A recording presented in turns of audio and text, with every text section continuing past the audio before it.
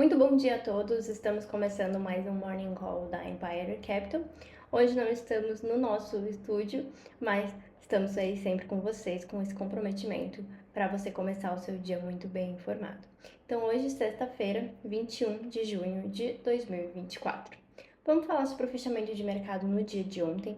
Ontem, depois da decisão do Copom, a gente teve o Ibovespa fechando o dia com leves ganhos, foi uma alta de 0,15%, enquanto o dólar teve nova alta forte de 0,39%, fechando o dia negociado a R$ 5,46, o maior patamar desde julho de 2022. Ontem a gente teve o mercado reagindo mal a novas falas do presidente Luiz Inácio Lula da Silva, que novamente voltou a criticar o Banco Central, né? Ele criticou aí a decisão do Comitê de Política Monetária de manter a taxa de juros em 10,5%, e isso acabou ofuscando o clima positivo de mercado com a decisão da véspera.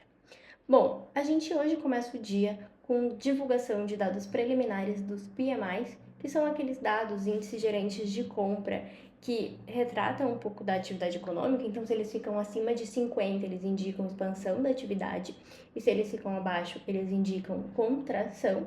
Então, hoje, dados preliminares de junho para diversas localidades. Esses dados mostraram atividade mais fraca na zona do euro, os dados vieram mais fracos tanto para serviços quanto para manufatura, e isso acaba refletindo na abertura das bolsas nessa manhã. Então a gente tem as bolsas em queda, majoritariamente nessa sexta-feira.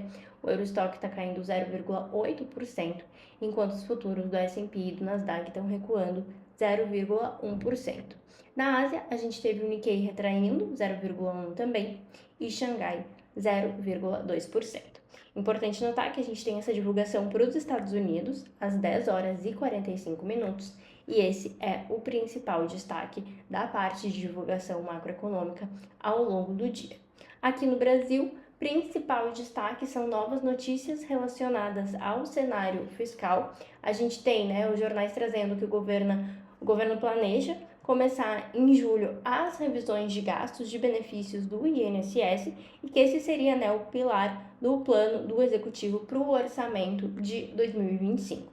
Então, o noticiário reporta aí uma expectativa de economia entre 20 e 30 bilhões no ano que vem com essas medidas, e segundo o que foi divulgado pela Folha, os principais focos da revisão seriam os benefícios por incapacidade, o BPC e as famílias unipessoais do Bolsa Família.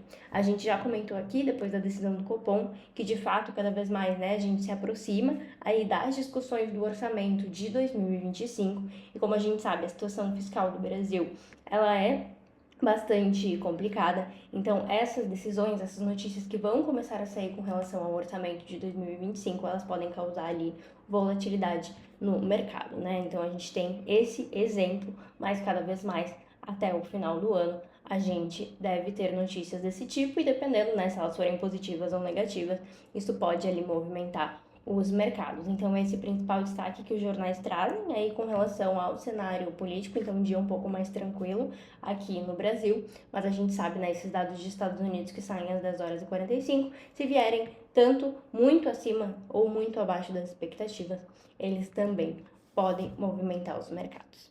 Então, por hoje era isso. Uma ótima sexta-feira a todos, um ótimo dia de negócios, um bom final de semana, e nos vemos na segunda-feira. Até lá!